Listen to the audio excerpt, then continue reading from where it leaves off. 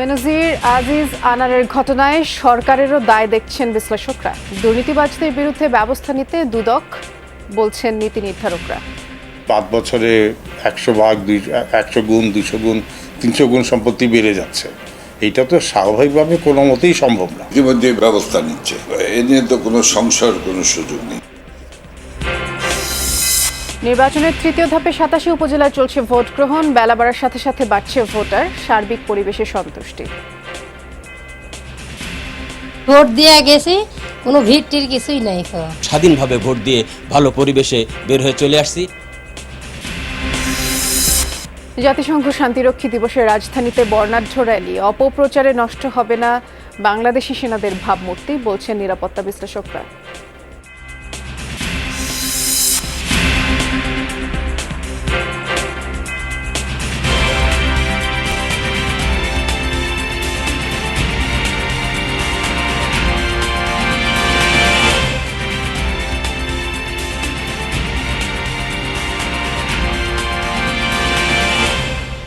শুভেচ্ছা, যমুনা নিউজে সবাইকে আমন্ত্রণ জানাচ্ছি। নুসরাত বৃষ্টির সাথে আছি। শিরোনামগুলো শুনছিলেন আপনারা। বেনজির আজিজ আনারের ঘটনা দুর্নীতি অনিয়মের টিপ অব দ্য আইসবার্গ, অর্থাৎ ক্ষুদ্র অংশ মাত্র। বিশ্লেষকরা বলছেন, প্রশাসন ও রাজনীতিতে দুর্নীতি করেছেন এমন আরও অনেকেই আছেন।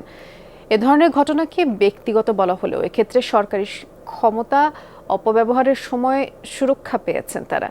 আর সরকারের নীতি নির্ধারকরা অবশ্য দায় নিতে চান না, বলছেন দুর্নীতির বিরুদ্ধে ব্যবস্থা নিচ্ছে দুদক।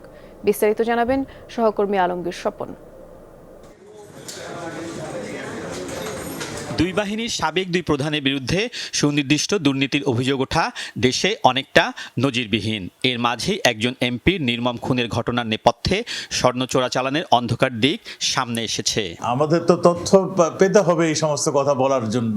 বিশ্লেষকরা বলছেন, বেনজির আজিজ আনার তিনজনকে দুর্নীতির সুযোগ করে দিয়েছে বর্তমান ক্ষমতা কাঠামো। এখানে একে অপরের সহযোগী হয়ে চলছে দুর্বৃত্তায়নের রাজনীতি।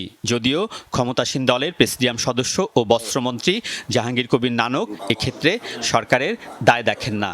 আমি যদি কোনো অনিয়ম করি, সে অনিয়ম তো আমি গোপন চুপিসারেই করব। এটা তো সরকার পাহারা দিতে পারবে না, এবং সেই সব কাজের জন্য কিন্তু তাকেই জবাবদিহি করতে হবে। ব্যক্তির ঠিকই, কিন্তু ব্যক্তিকে তো সুযোগটা করে দিয়েছে আমার সিস্টেম, আমার প্রতিষ্ঠান, আমার যোগসাজশ, আমার অংশীদারিত্ব, আমার সুরক্ষা। সরকার এবং শিশু প্রতিষ্ঠানগুলো কিন্তু এই ঘটনাগুলো তার দায় কোনো অবস্থায় এড়াতে পারেন না। নির্বাচন আমলে তারা যে বিরাট ভূমিকা ছিল 2018 নির্বাচনে আইন শৃঙ্খলা বাহিনীর সার্বিক অর্থে, এবং এটা হয়তো ওই ভূমিকার জন্যই তাদের অপকর্মের দিকে চোখ বুঝে থাকা হয়েছে কিনা এই প্রশ্ন তো জনমনে আছে, কিন্তু যেটা বললাম এটা অবশ্যই এটা অনুমান নির্ভর।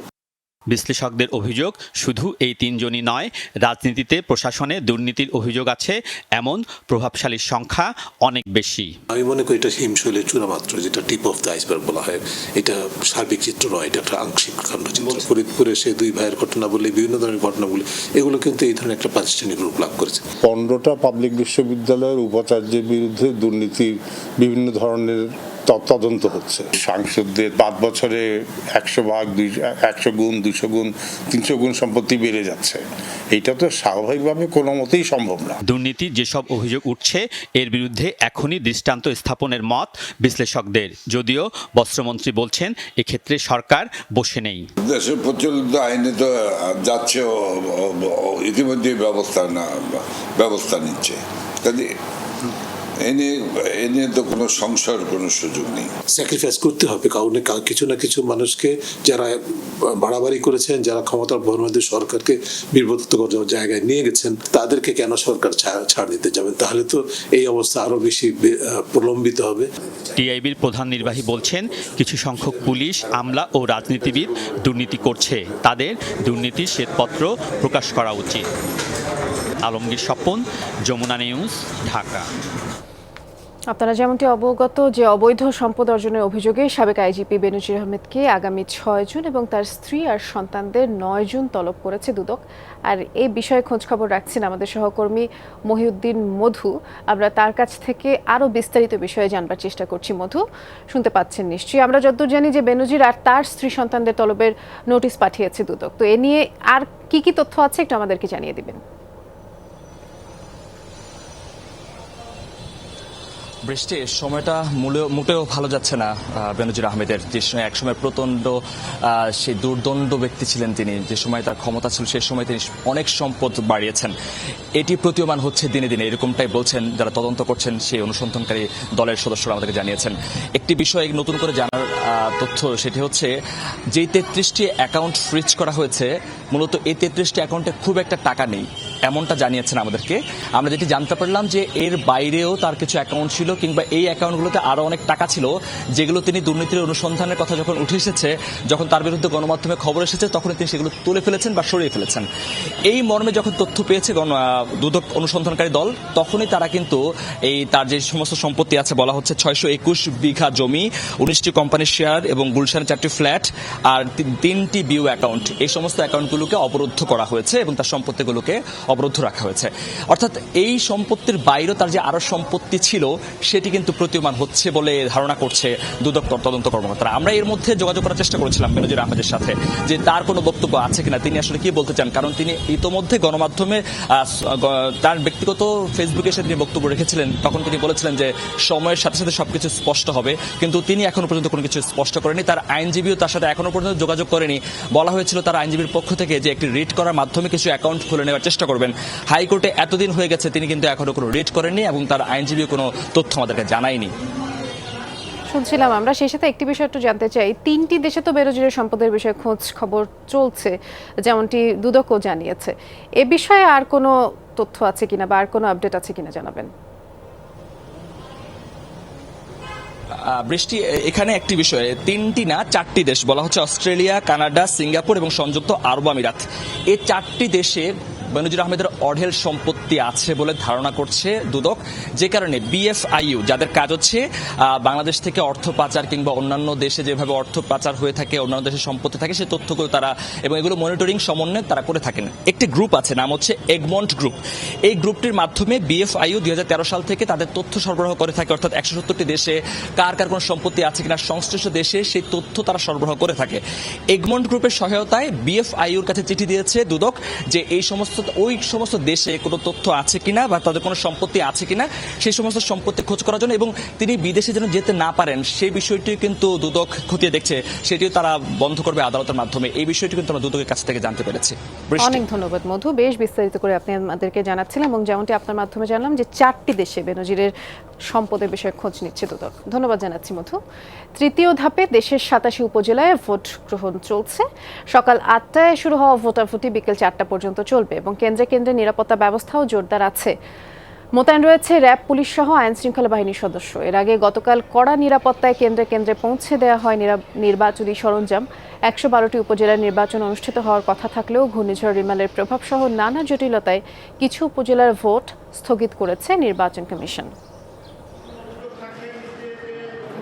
ভোট দিয়ে গেছি, কোনো ভিড় টির কিছুই নাই, যে আমার প্রার্থী যেটা সেটাকে আমি ভোট দিয়েছি। ভোটের পরিবেশটা খুবই সুন্দর, নিরিবিলি, ভোটাররা খুব স্বাচ্ছন্দ্যে ভোট দিতে পারছে। আমরা নির্বিঘ্নে স্বাধীনভাবে স্বাধীন দেশের স্বাধীন চেতা নাগরিক হিসাবে যে নির্বাচন চাচ্ছিলাম সেই নির্বাচন আজকে অনুষ্ঠিত যাচ্ছে এবং স্বাধীনভাবে ভোট দিয়ে ভালো পরিবেশে বের হয়ে চলে আসছি। আমরা নির্বাচনের আরো খবর জানবো সহকর্মীদের কাছ থেকে। মুন্সিগঞ্জের সিরাজদি খানের নয়াগাঁও সরকারি প্রাথমিক বিদ্যালয় কেন্দ্রে সহকর্মী আখলাকুস সাফা আছেন। সাফা, একটু আমাদেরকে জানাবেন, যেহেতু ভোট গ্রহণ শুরু হয়ে গেছে, 3 ঘন্টারও বেশি সময় আসলে অতিক্রম করেছে, ভোটার উপস্থিতি কেমন দেখছেন আপনি সেটা জানাবেন। বৃষ্টি, ভোটার উপস্থিতি খুব একটা কিন্তু বলা যাবে না। যেমন সকাল 8টা থেকে 9টা পর্যন্ত যে সময়টা, এই সময়টাতে কিন্তু একটা বড় ধরনের ভোটার উপস্থিতি আমরা বিভিন্ন নির্বাচনে লক্ষ্য করি, কিন্তু তেমনটা কিন্তু এই সিরাজদি খানে আমরা খুব একটা দেখিনি। আমরা এখন এসেছি চর এলাকার একটি সরকারি প্রাথমিক বিদ্যালয়, যে কেন্দ্রটি, এই কেন্দ্রটি আপনি লক্ষ্য করবেন, এখানে নিচের যে ফ্লোরটি আছে এখানে হচ্ছে নারী ভোটার এবং উপরের ফ্লোরে যারা ভোট দিচ্ছেন তারা হচ্ছে পুরুষ ভোটার। সব মিলিয়ে 2346 জন ভোটারের ভোটাধিকার প্রয়োগের এখানে আয়োজন করা হয়েছে, যেখানে সকাল 10টা পর্যন্ত প্রিজাইডিং অফিসার যিনি আছেন তিনি যে তথ্য নিয়েছেন সেই তথ্যের উপরে তিনি বলছেন যে 198 জন সকাল 10টা পর্যন্ত তারা ভোট দিয়েছেন এবং এখন যে অবস্থাটা আপনি দেখতে পাচ্ছেন সেটিকেই তিনি বলছেন যে বেশ ভালো ভোটার উপস্থিতি। সকাল 9টার আগে এখানে কিন্তু তেমন ভোটার উপস্থিতি ছিল না। মালখানগর আরেকটি যে জায়গা আছে, ইউনিয়ন আছে, সেই ইউনিয়নের একটি কেন্দ্রে আমরা যে দেখলাম সেখানে 2 ঘন্টায় 8 জন মাত্র ভোট দিয়েছেন।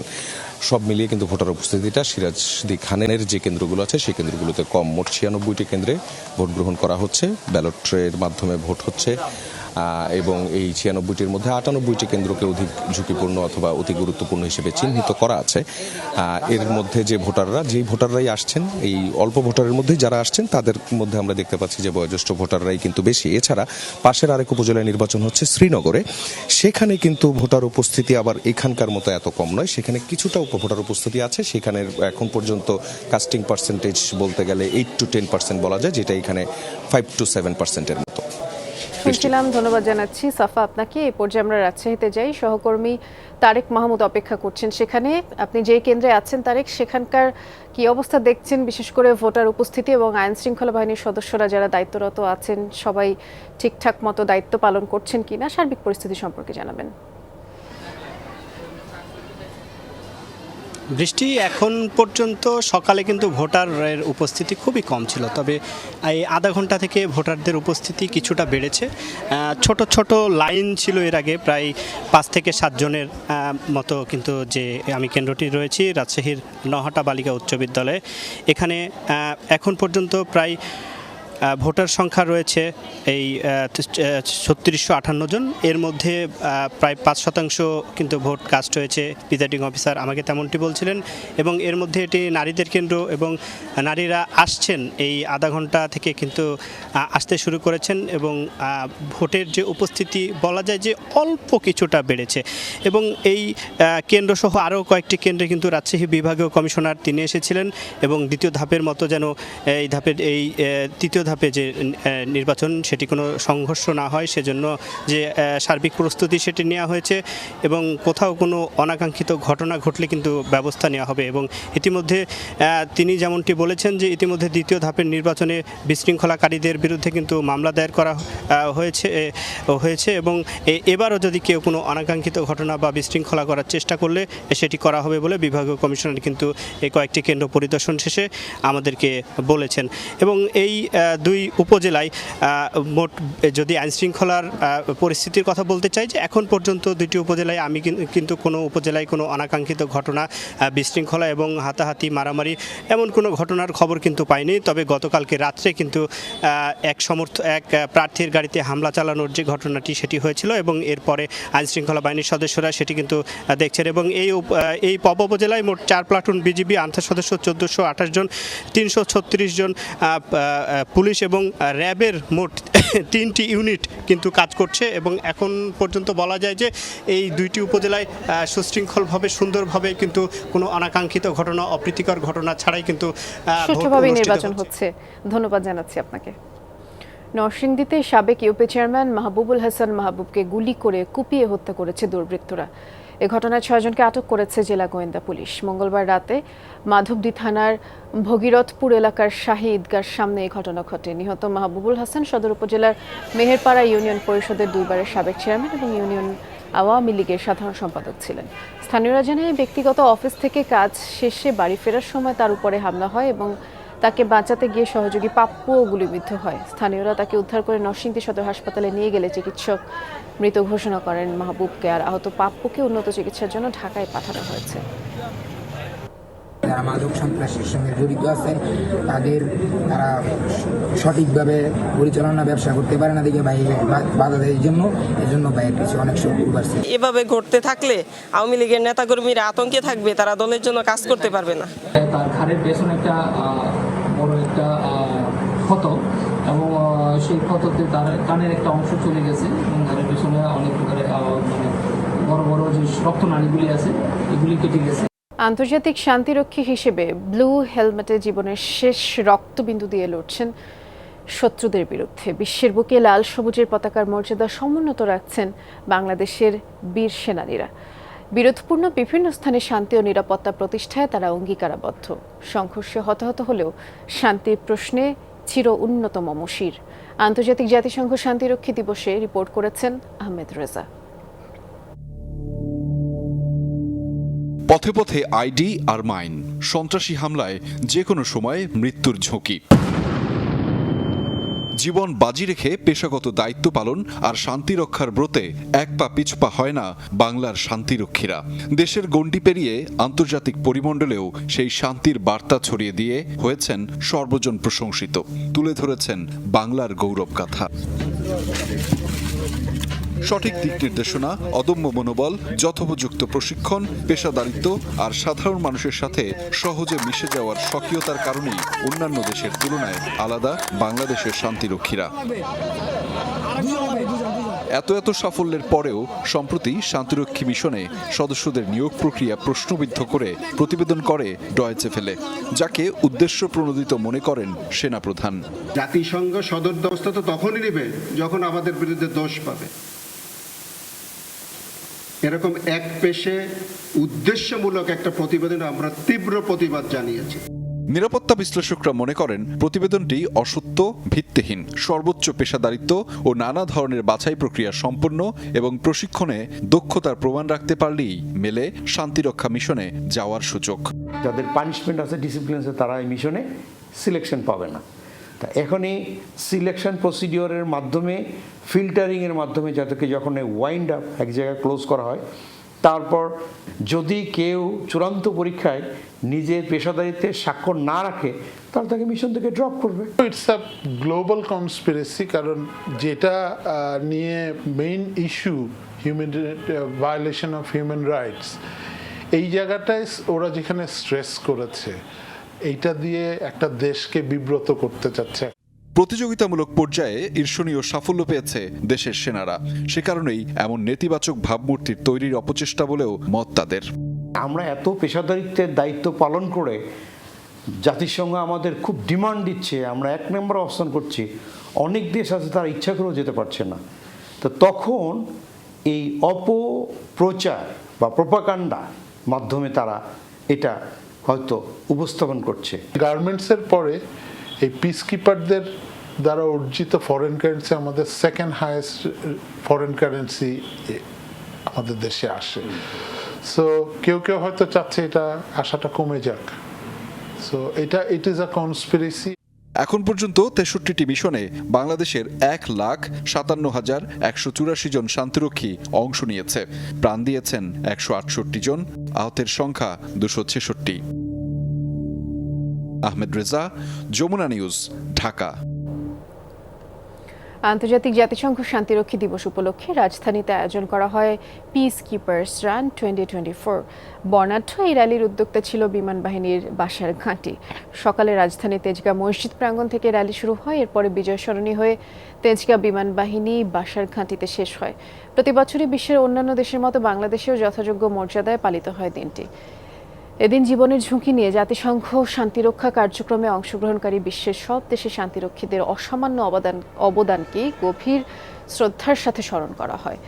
অনুষ্ঠানের প্রধান অতিথি হিসেবে উপস্থিত ছিলেন স্থানীয় সরকার ও পল্লী উন্নয়ন মন্ত্রী তাজুল ইসলাম। বক্তব্যে দেশের শান্তিরক্ষী বাহিনীর সাফল্যের কথা তিনি তুলে ধরেন।